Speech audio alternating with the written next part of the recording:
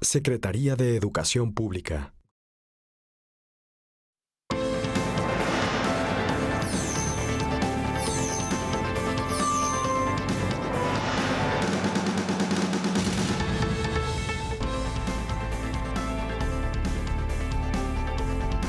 Hola, ¿qué tal amigos de Mesa Cuadrada? Bienvenidos a esta noche de domingo. Espero estén disfrutando su fin de semana. Hoy hablaremos de un tema que ha movido muchísimo a la comunidad internacional, pero también, o sobre todo, a España.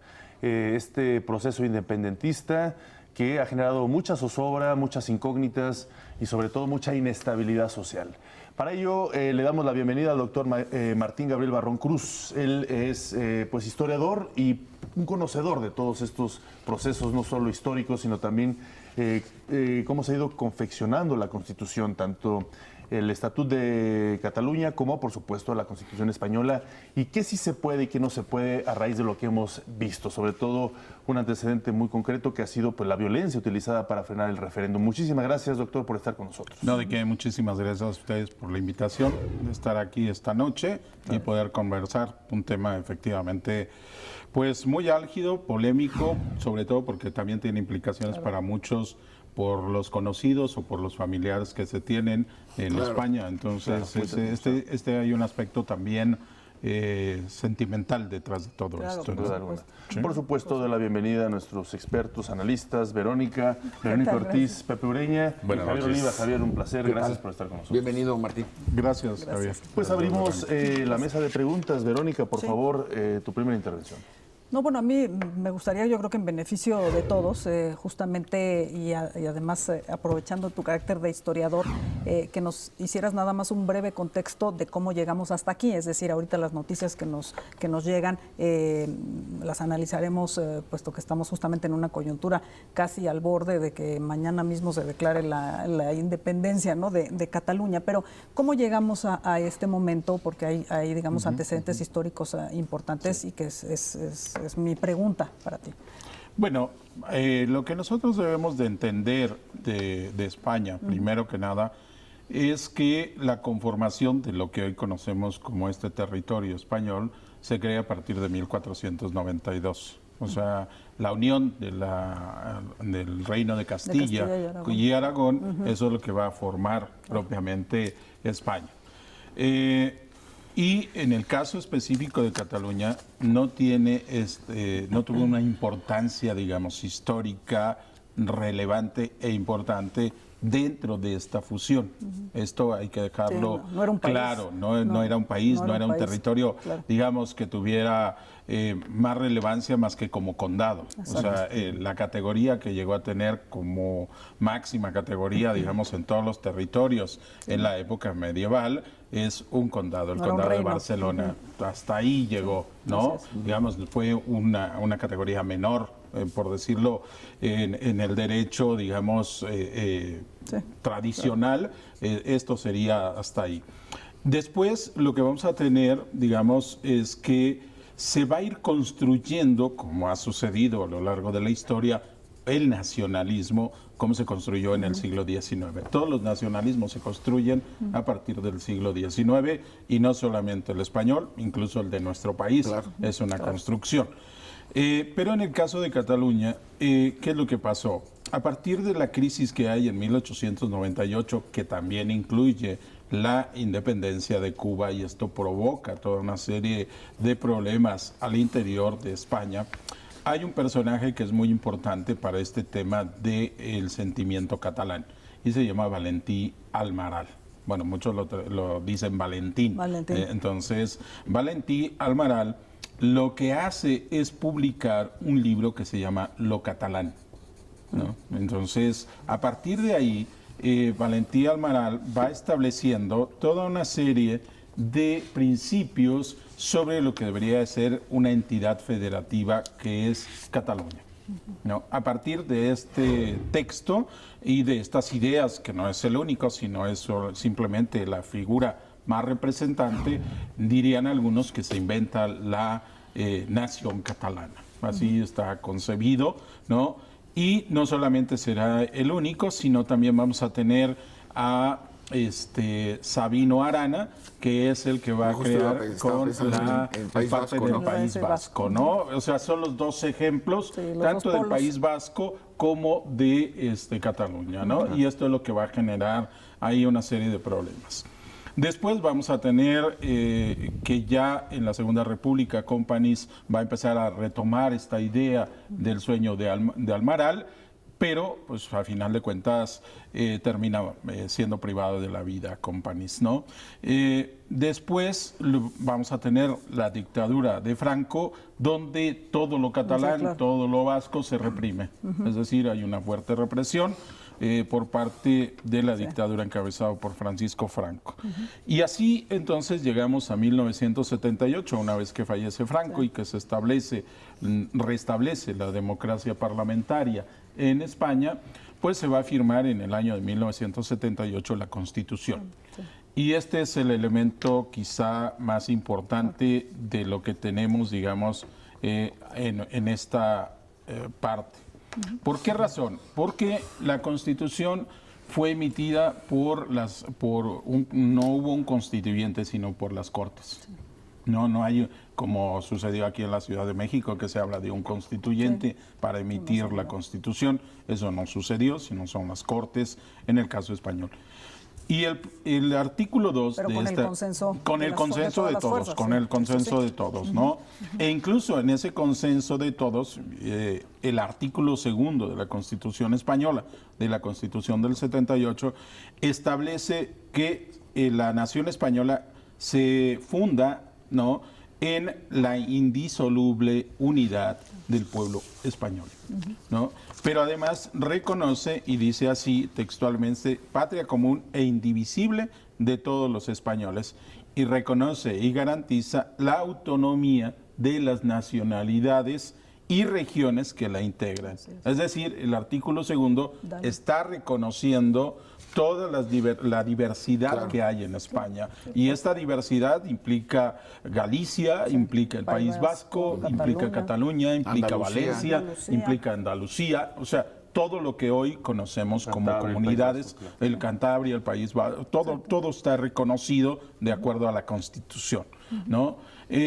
Y después tenemos que se van a constituir las famosas comunidades autonómicas. La propia Constitución, en otro de sus artículos, que es el artículo 143, dice textualmente que, obviamente, siguiendo lo que está establecido en el artículo 2, dice que las provincias limítrofes con características históricas y culturales y económicas comunes, los territorios insulares y las provincias con entidad regional histórica podrán acceder a su autogobierno y constituirse en comunidades autónomas, con arreglo a lo previsto, obviamente, a toda la legislación española, ¿no? Entonces, de alguna u otra manera, parte del principio de lo que habla el gobierno encabezado en esta ocasión por Mariano Rajoy es que está reconocido de acuerdo al artículo 2 y al artículo 143,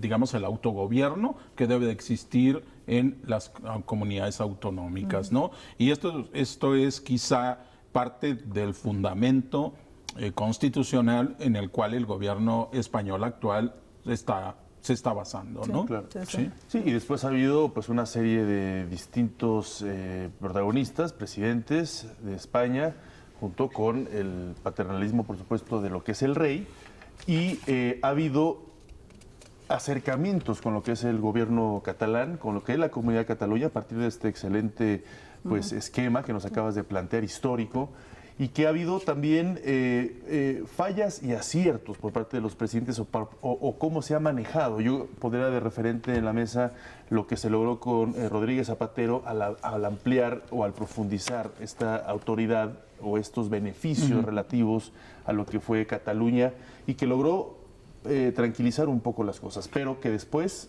se salieron de control, al parecer, con los gobiernos del Partido Popular. Sí, aquí cuál es la situación.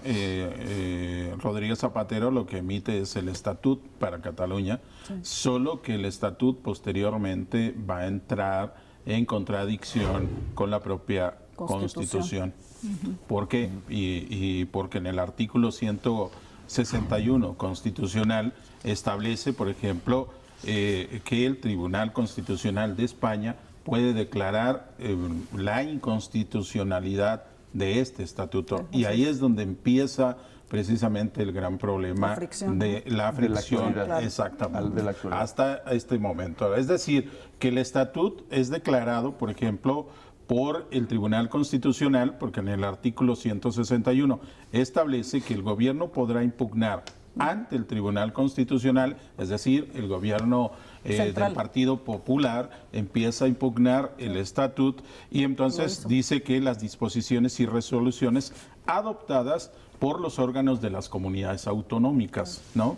La impugnación producirá obviamente la suspensión de la disposición o resolución que fue recurrida por el gobierno, pero el tribunal deberá ratificarla o levantarla en un plazo no superior a 5 meses, ¿no? Esto es lo que establece el artículo 161 de la Constitución y por lo tanto es como se declara que el estatuto violaba la Constitución, ¿no? Entonces ahí es donde empieza la polémica, digamos, encabezada por Artur Mas, ¿no? Y continuada actualmente por Carles Puigdemont, ¿no? Para lograr su referéndum, ¿no? Claro. Entonces, esto es parte del problema, digamos, de la discusión jurídico-constitucional que podríamos nosotros ver en el problema de Cataluña. Y muy importante para poder redefinir toda esta estructura ahora ya de nacionalismos y cómo ha impactado en la sociedad. Pero si me lo permiten, Pepe, Javier, vamos a una breve pausa y regresamos con la segunda mitad y por supuesto sus comentarios y análisis. Gracias. Regresamos.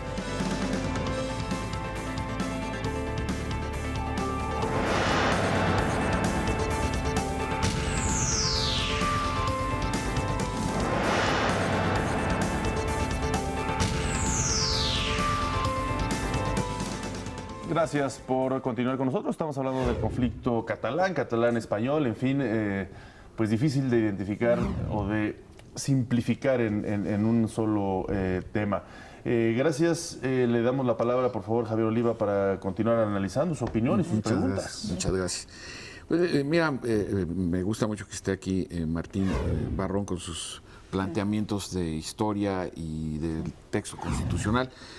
Quisiera apuntar algo. Evidentemente, ninguna ley en ningún país puede estar por encima de la Constitución. Yo creo que esto debe quedar clarísimo en el debate catalán. Pero también yo quisiera hablar de los actores políticos, ¿no? Por ejemplo, un líder histórico de Convergencia y Unión, ¿no? Convergencia y Unión, es Jordi Pujol, ¿no? En donde que en este momento su esposa, sus hijos y él están procesados por casos muy sonados de corrupción, ¿no? Y es este mismo partido el que encabeza Puigdemont, ¿no? Y del cual también fue cabeza Artur Mas. Y esto es importante decirlo porque en la opinión pública mexicana, a veces tan movida por las consignas, pareciera que ser de izquierdas es estar a favor de la independencia de Cataluña, cuando en realidad quien está encabezando es un partido conservador muy cuestionado en la moral de sus líderes políticos. Y esto me parece muy importante señalar.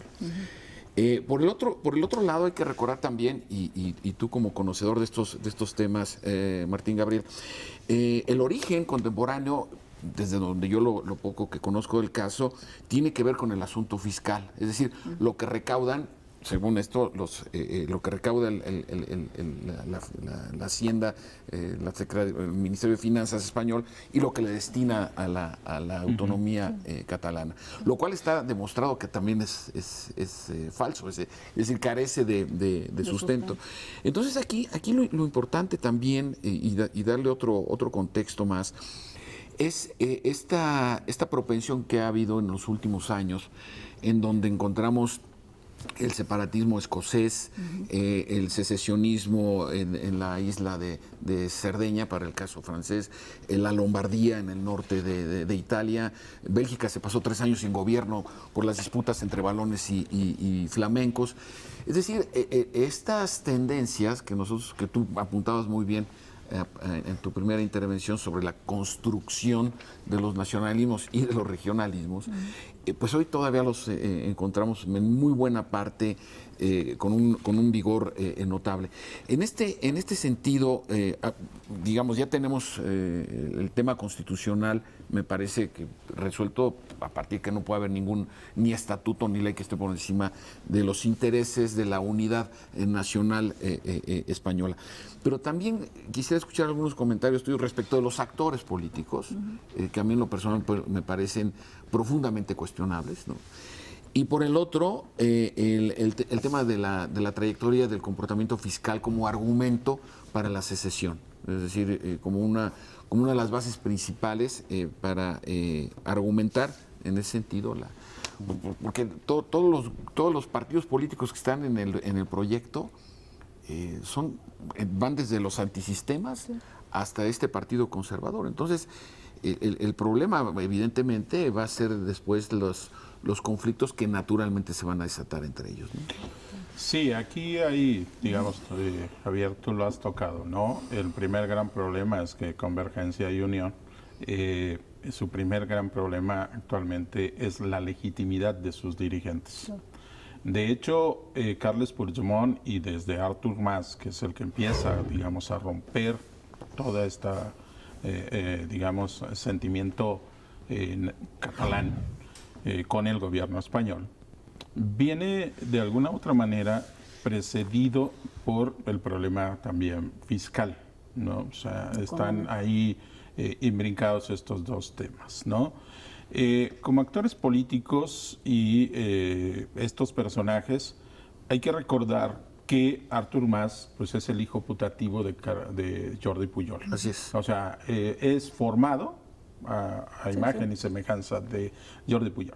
Pero además ellos manejan que no es el gobierno actual de Cataluña el que está propugnando la secesión de España, sino que es el pueblo catalán el que le pide a sus autoridades que se separen, que se vea la separación.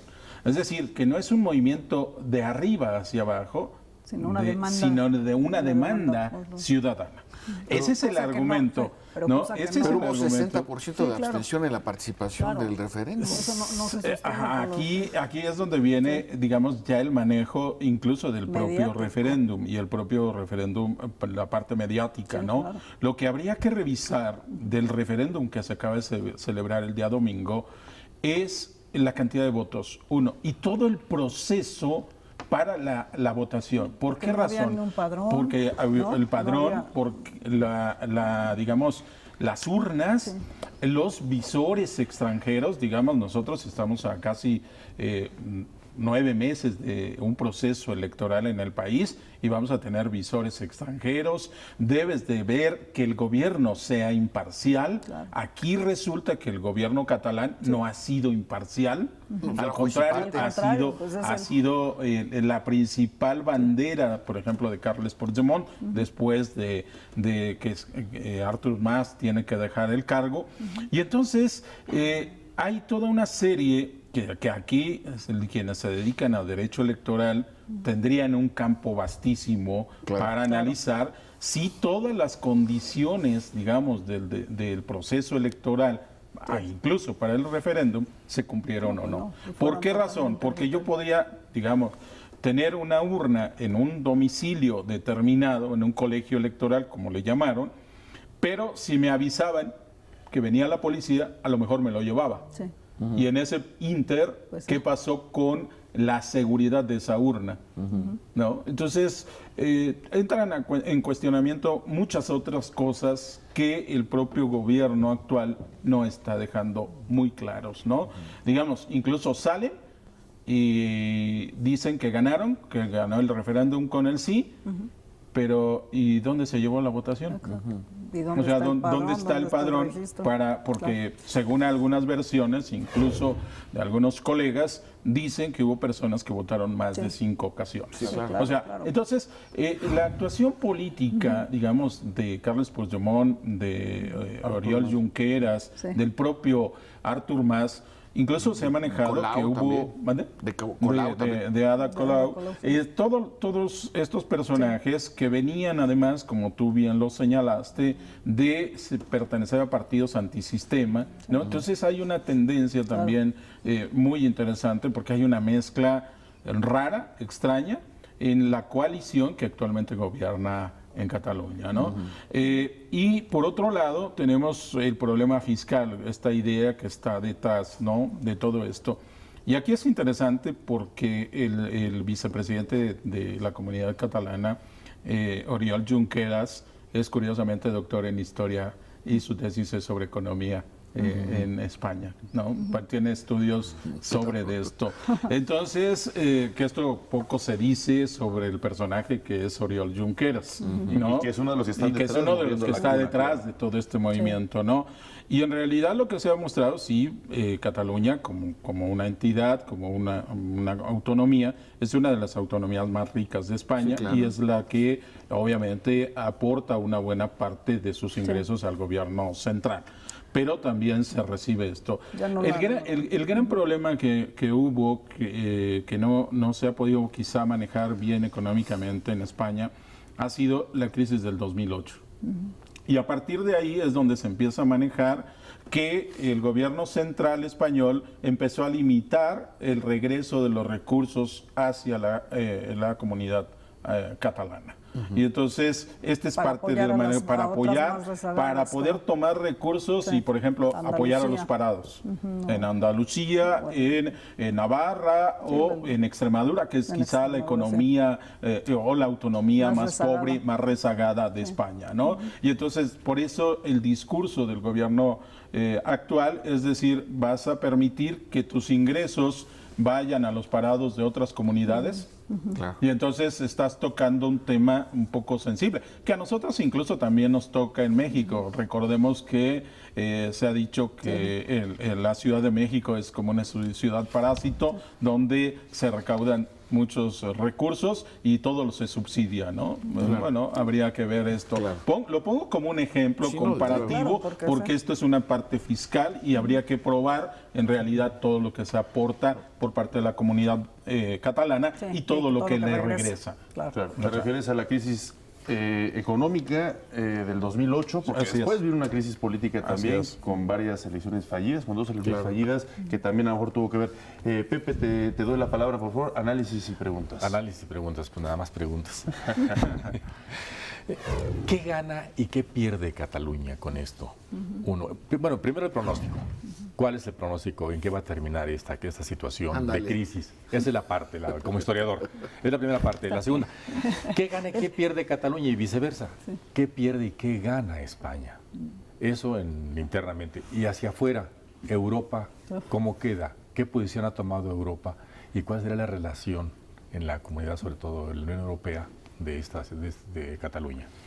Ok, Muy bueno. fáciles las Muy preguntas. fácil. Nos vemos el próximo domingo. Sí, yo creo que sí, ¿no? Y que tendría que sacar como una bola de cristal Sí, para exacto. hacer esta parte, ¿no? Exacto. Bueno, la parte primera que tú preguntas del pronóstico, si nosotros seguimos bajo esta lógica de que el gobierno catalán, y que yo lo he señalado, que propiamente me siento un poco decepcionado, ¿no?, de ambas partes, de la incapacidad por parte del gobierno central español Sí, también y de la hay que incapacidad decirlo. del gobierno catalán por llegar a un acuerdo, que a final de cuentas en una democracia el acuerdo es Lo que prevalece, ¿no? prevalece, Claro, ¿no? claro, Y a mí me parece decepcionante que no hayan llegado a un acuerdo, que no se hayan sentado y que han tomado una postura del todo o nada. Extremos. Y si seguimos en esa postura del todo o nada, lo que continuaría, digamos, y ya lo estamos viendo, es la resistencia civil, ¿no? Pero la resistencia civil entre ambos. Lo que ha provocado esto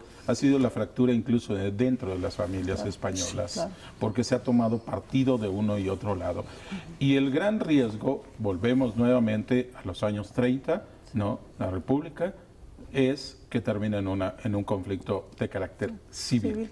O sea, ese es el pronóstico más extremo. Sí, el peor escenario. El peor de los escenarios es eso, ¿no? Que en aferrarse a esta lógica te puede llevar a un conflicto armado interno. Y ese es el problema. Y ahí es donde tiene que mediar precisamente la otra parte de tu pregunta, la Unión Europea. Ahorita, digamos que la pelotita, dirían algunos, está en el escenario de la Unión Europea, porque va a tener que mediar entre el gobierno central y el gobierno catalán.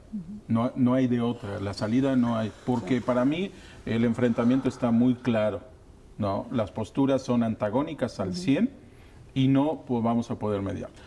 ¿Qué pierde y qué gana uno y otra parte, ¿no?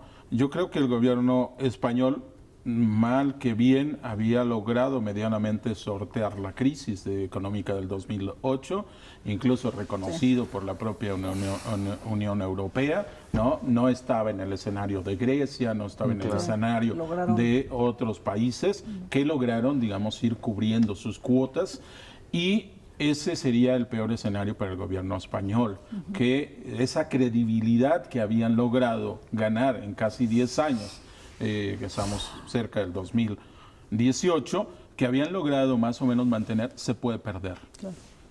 Ese es el escenario, digamos, económico grave para España. Y por su parte, para el gobierno catalán, que también de alguna otra manera en este discurso de estas figuras políticas de decir que tienen el respaldo de la Unión Europea, no es tan cierto.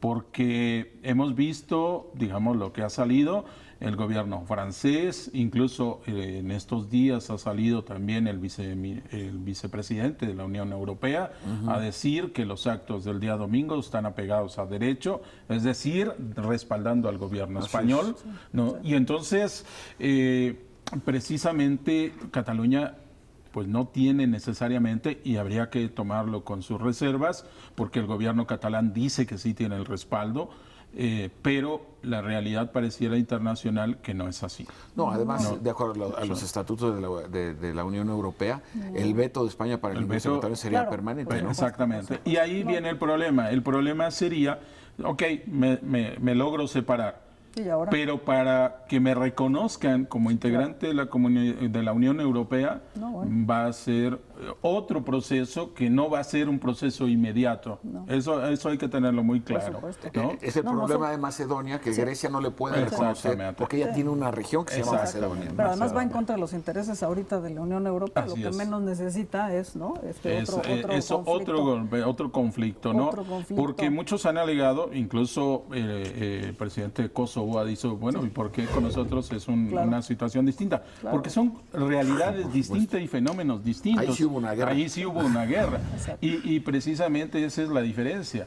Ahí sí hubo una guerra, ¿no? Y no llegaron al acuerdo pacífico como sucedió con Checoslovaquia. ¿No? O sea, hay un acuerdo pacífico para que checos y eslovacos se separen pacíficamente sin que haya medio un conflicto, y a diferencia de la ex Yugoslavia, que son 7 países que emanan de un solo territorio. Entonces, producto de una guerra. Entonces, son realidades distintas, y habría que ver que en el caso español, pues el gobierno español, el gobierno central español está apelando a la Constitución. Sí, a la vigencia de la Constitución. Correcto, sí. Y por otro lado, el gobierno catalán está apelando a la autonomía, a la autodeterminación.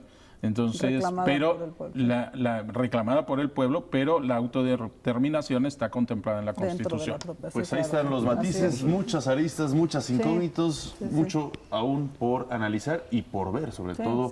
Mañana empieza una semana clave en este conflicto, así que bueno, pues estaremos seguir dándole, por supuesto, mucho seguimiento. De entrada, muchísimas gracias, doctor Martín Gabriel Barrón Cruz, por haber estado con nosotros esta noche de domingo y poder poner pues algunos pilares fundamentales para entender esta crisis. Sobre todo analizar el papel de su majestad en esta incluso fíjate, de los intelectuales, ya hay una carta, entre otros escritores, firmada por Fernando Sabater a la Unión Europea, el líder de la Unión Europea, pidiendo que la Unión Europea medie, ¿no? Claro. Bueno, pues interesantísimo. Ni hablar, se nos terminó el tiempo. Todo por culpa de Pepe con sus preguntas. Gran análisis. Muchísimas gracias. Gracias, Martín. Gracias, Pepe. Nos vemos a la próxima. Este es un esfuerzo de televisión.